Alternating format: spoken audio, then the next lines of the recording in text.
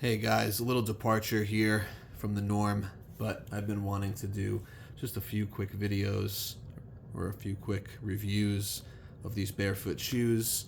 For those of you who do not know what a barefoot shoe is, it is not a brand, okay? Barefoot shoes are a type of shoe, okay? Now, what qualifies a barefoot shoe means they have to have zero stack height. All right, so there's no additional height in the heel of the foot compared to the sole, or excuse me, yes, the heel of the foot compared to the sole of the foot. Right, it's on even playing field. It's completely flat. Zero drop is what it is. Right, there's zero drop. It's not elevated on one side like a woman's heels, or most of the Nikes and Adidas and all the other shoes you find out on the market today. Excuse me. So it has a zero drop. This is the Vivobarefoot Gobi 2 in leather, the limestone color. So it has some suede accents along with a very plush and comfortable leather all around, and it has like this rubber outsole overmold. So I just want to go over it with you briefly. Let me zoom out just a little. So you can. All right, there we go. So, and also the barefoot shoes also have a wide toe box. All right, so it has room for your toes to splay or to spread, right, as God intended, as you were born. And let me tell you, ever since I found out about barefoot shoes, excuse me, I have been completely captivated by learning about them. And I've learned a lot over the last several months, and I'll tell you right now, I will not go back to regular shoes. Most people don't know, but they are so detrimental for you. The way that the narrow toe boxes on all other shoes just squeeze your toes into this shoe-like shape, right? Your toes are not supposed to look like this. You're supposed to look like, they're supposed to splay. They're supposed to spread, right? And let's just say there is a lot of excellent information out there. And if you're concerned, I'll just tell you right now, do your own research. You don't have to take my word for it, but I would encourage you to definitely do your own research, as I have, and I am sold. I'm telling you right now. I used to wear Hokas for a long time, 12 hours a day on average, and I thought they were so comfortable because they're like walking on a mattress. They're like walking on a cloud. They're very plush. There's a lot of stack height, right? There's probably like 40 millimeters of stack height or something ridiculous. It's absurd, and it just feels kind of awkward initially when you're wearing them, but then when you start wearing them for a long time, as I did for years, you don't really think much of it. And I started to have these knee pains and even like some back pain and ankle, but more so like the knees. And I used to say to myself, I don't understand, like, why are my knees hurting? Well, the reasoning is because what happens is with this stack height, right? So like, picture this. Okay, so this Vivobarefoot Gobi 2, this only has about, this is not for the faint of heart. This is a shoe that someone who's just getting into the barefoot shoe world does not go out and buy, because this only has about 4 to 5 millimeters of stack height thickness, meaning between you and the floor, your foot and the floor, excuse me, or the ground. So you're going to feel the pebbles underneath, different things like that. So temporarily what I'm doing is, I don't know if you can see that, but I bought a North Sole, is the brand, insole. It's literally just a flat insole. It's only like an extra 3 millimeters of stack height. So if this has like 5, it's going to be 8 with the insole, or if it's 4, then it's 7. But it's just helping me get used to transitioning with the barefoot shoes. On that note, as I was getting back to what I was saying, so why was I hurting in my knees and back and feet? Not my feet. I was wondering why that was occurring So the reasoning is, and the way that Dr. Courtney Conley explains it, and if you haven't heard of her, go check her out. The woman is absolutely incredible to listen to. Wealth of knowledge. She is a chiropractor. She could practically be a podiatrist with the amount of knowledge she has. She's very well versed in this. And she actually transitioned to barefoot shoes many years ago after having serious problems being a ballet dancer, shoving her toes or feet into those.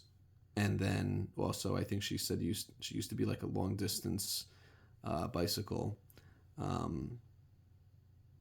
runner, gymnast, whatever. Sorry, a cyclist, excuse me. Anyway, so she was explaining when you don't use it, you lose it. Meaning, when you're not using the muscles that you have in your body, right, you're going to lose them. So what happens is with those thicker stack height shoes, right, whether it's Hoka's, whether it's, I'm trying to think of some other popular brands, right, Brooks or whatever, it could even be the Nikes, doesn't matter. The problem is it basically does the work for you. So you overstride, you overstep. It takes your balance in it, and it only harms you. It doesn't do anything to help you. It makes you go off balance. You don't even realize it. You're leaning forward when you should be standing straight up. I mean, I'm telling you, there's so much information out there to research. And if you're interested, I highly, highly, highly recommend it. Because there's a whole world of this stuff right now, and it's just growing, and I'm very happy to see.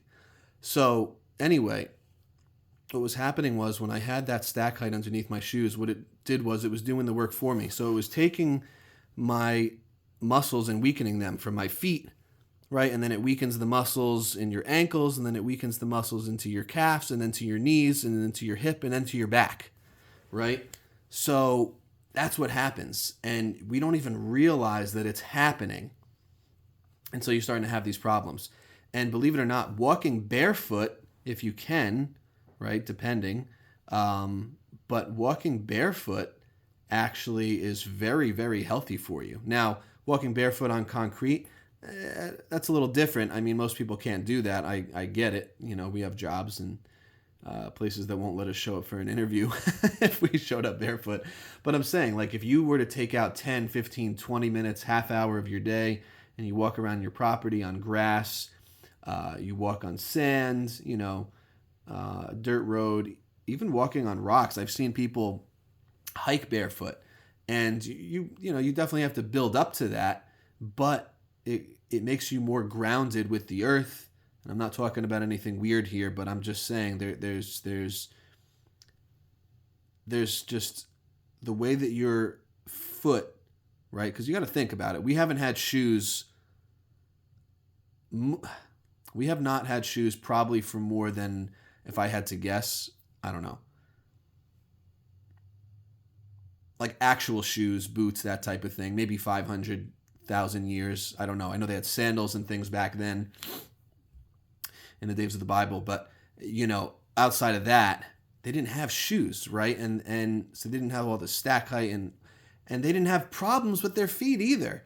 And you wonder why people have problems with their feet now. Yeah, it's because of the shoes that they tell you that are very good, like orthotics and, you know, everything else. No, they're not. Especially with these narrow toe boxes, they're very detrimental. So anyway, my muscles were weakening. And I didn't realize it until I got into my first barefoot shoe. And this wasn't my first barefoot shoe. My first barefoot shoe was a transition shoe. It was an Altra. Now, Altra makes ALTRA. They make traditional shoes that look very goofy, right? They look like a Hoka. But they also have what are known as kind of like transition shoes. So they're zero drop. They have, you know, a certain amount of stack height, maybe 25 millimeters, but it's to help transition someone from going into a regular shoe and then into a barefoot shoe. But they do have the wider toe boxes on some of their models. And that was my first one, and I liked it. I still care. I still have it. But I've transitioned into Zeros, Vivobarefoot. I've tried a couple other brands, which I will probably review in the future. But, I got to say, this has been very beneficial, I believe, for my health. I feel stronger in my feet. I feel stronger. I don't have any pain in my knees anymore, in my ankles, hips, my back, none of it. It's just gone, like, entirely. And thank God for that. But I really do believe that there's people that are onto something, that have done so much research over the years. And this is actually, like I said, I've only been into this recently. And sorry, lost my train of thought. But there's been a whole movement in the barefoot community that has been going on for probably, if I had to guess or remember, probably 20 to 30 years. But it's really gained traction a lot more over the past number of years. And I encourage you, go listen to Dr. Courtney Conley. The woman is absolutely incredible, very, very knowledgeable. And she seems like a really humble individual, too. She doesn't seem like a arrogant person. So very interested in what she has to say. I mean, even he does talk a lot, but Steve Sashin, the owner, founder with his wife of Zero Shoes, he's very knowledgeable in this area. And there are plenty others that I can't even name. And there's a lot of YouTubers who have some solid content that I've checked out myself. I encourage you to check their stuff out too. But I just want to say that this has definitely helped me build muscles in my feet. And like I said, you have to think about it very simply. Your feet are the first contact you have with the ground. And that's the most important thing. Don't you want your feet to be strong so that the rest of your body can be strong? It's all connected, right? There are like 200,000 receptors in your feet. So we're designed to feel. Our feet are designed to feel things underneath them. And there's probably, if I remember right, and listening to Courtney Conley, is that there are, I think, I want to say like, maybe I've got this wrong, like maybe, 100 different or 200 different muscles in your foot, or maybe 20 different muscles in your foot. But it's 20 or 200 is a big difference. But there's a lot of muscles in your foot. 200,000 receptors in your foot to feel things is pretty remarkable. And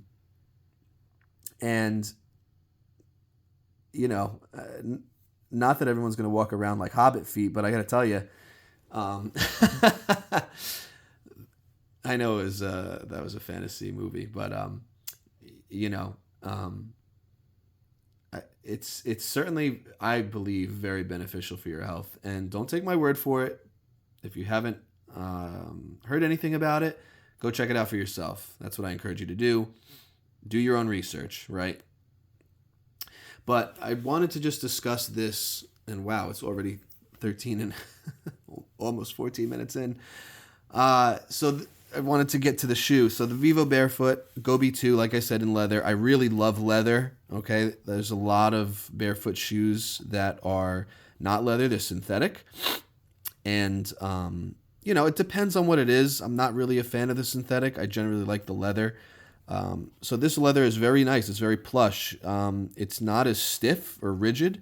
It still holds up pretty well, but it's, it's when it first came out. When I first came out of the box, you could see like it was almost not wrinkling, but it's just the structure of it is different.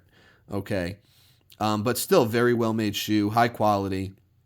I'll give it that. There are a few setbacks and negatives to it, in my opinion, and I will discuss those in just a moment. Let me just zoom out here another little bit. Okay, now, so, okay, suede overlays, which I do like, although they do get a little dirtier. than I would like. That's why I prefer all leather, but I haven't found a lot of ones. There is at least one or two other brands though I recently found that were strictly just your traditional leather without the suede. But I want to discuss this one. So the wide toe box is pretty good on this. Believe it or not, I had to go down a half size in my foot. So I'm normally a 13, so I went to a 12 and a half, and it actually fit. It actually fit, I think, a little better. It does come with this. Let me see if I can just pull it out quick over the other insole. It comes with this like natural cork removable insert, which you can actually remove, and then you get a lot of ground feel, man. You can feel everything underneath your feet. I tell you, the first time I actually wore these, I was so tired. Not like my feet hurt, but my body didn't realize how many muscles were not being worked and not exercising. So you don't realize it until you get out of traditional shoes. Trust me, from experience, it's quite remarkable.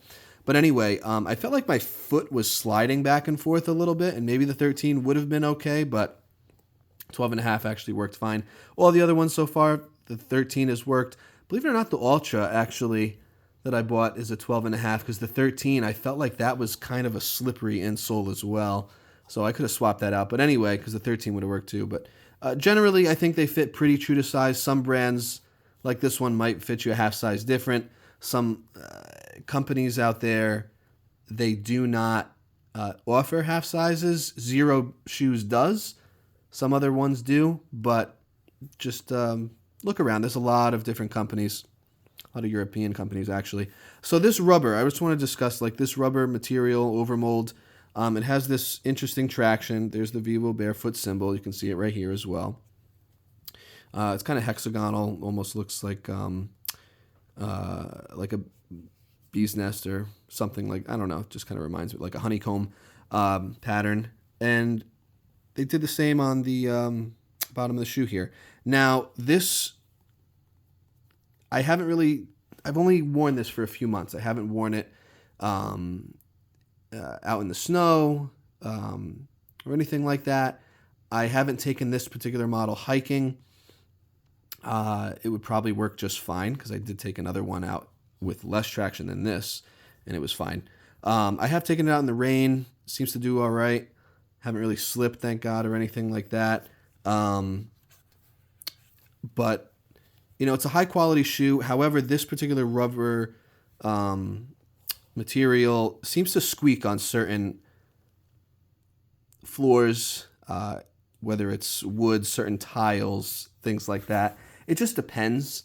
It's not all the time. It seems to be a little infrequent, but it does happen. And it's not as bad, believe it or not, as the way my Hokas were on some floors. My Hokas used to be horrendous. You'd hear me coming from a mile away. Weep, weep, weep, you know. Very embarrassing. But these have done it. Not as bad, but still, I don't like hearing squeaking. It's very annoying, very embarrassing. Overall, I like the shoe, but I probably wouldn't buy this model again. The squeaking is a big portion of it.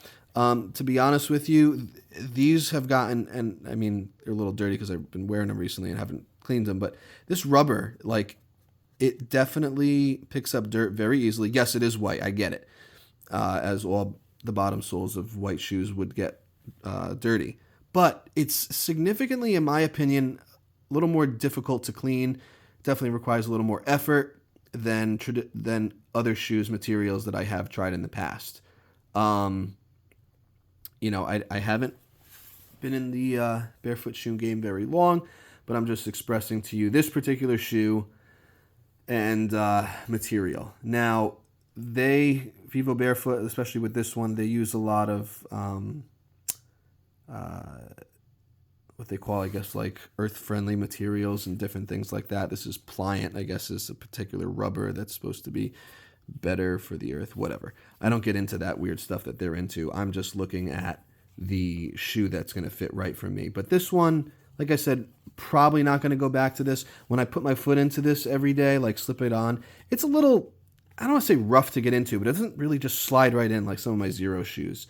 You know, it feels like, I mean, this is very nice and cushioned, but it's just leather. There's no, and it's not even as cushioned as my other Zero shoes, but it's almost like not, I don't know, like a slightly different material where your foot could just easily slide right in and you could just be on your way. Some are a little more difficult to get into because I think this is, just leather. The way it's finished on the outside and compared to the inside is all basically identical.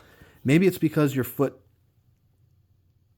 sliding across leather can maybe stick a little bit to it. But anyway, I've owned leather shoes most of my life, and I've never had a problem. But anyway, this one, just my little 2 cents. Like I said, this just gets dirty, and it just looks weird in certain areas too, compared to different shoes that I've had with different rubber materials, overmolds at the bottom. The laces I do like; they're very soft. They do tie pretty well. I've had them untie a couple times. Here's the other great thing. Like, check it out. Right, you can take this shoe and just... What other shoe can you do that with? And fold it over like that. Like, this is made for you to move. Right? You can bend and twist in it. And it's very important because it doesn't force your foot to go a certain way like other shoes. And then when you fall in other shoes and you sprain your ankle, you break your foot, and you wonder why, that shoe wasn't actually helping you as well as you thought, Nike.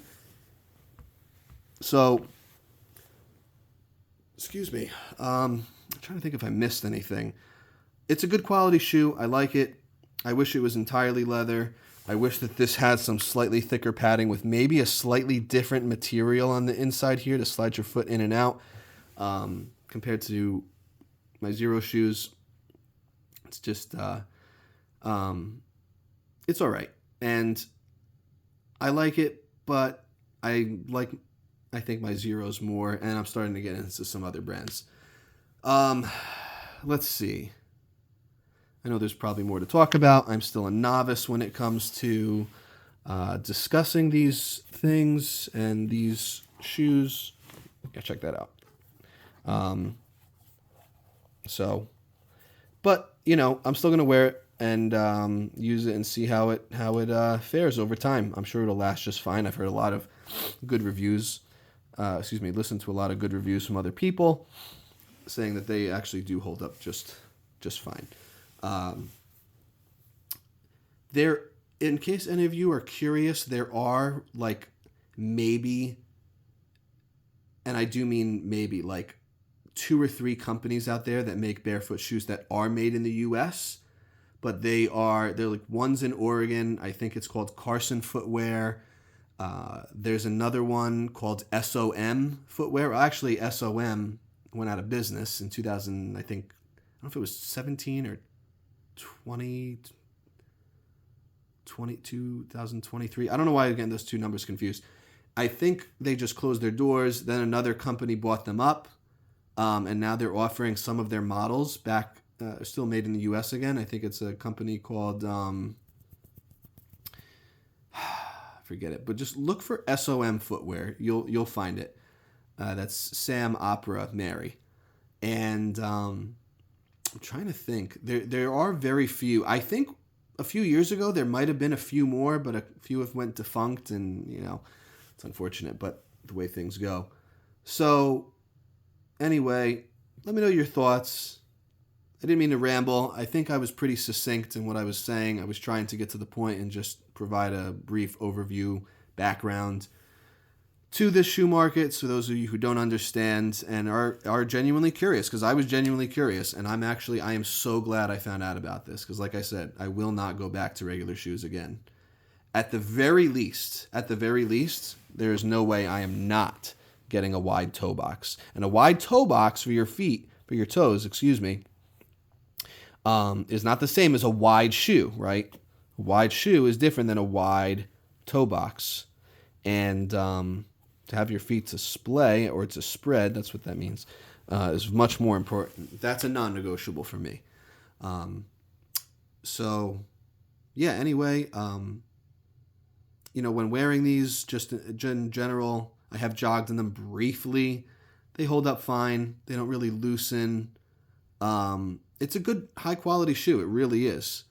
But I think the biggest things for me, like I said, the squeaking You know, the way it marks up in the bottom. They do come in slightly, I can get them in all black and it would show as much. I really do wish too that they would just offer an entirely white, or excuse me,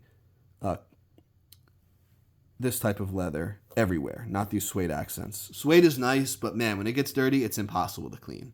So that's that. Thanks guys for watching. I hope you have a great day, and I'll see you on the next one. Take care.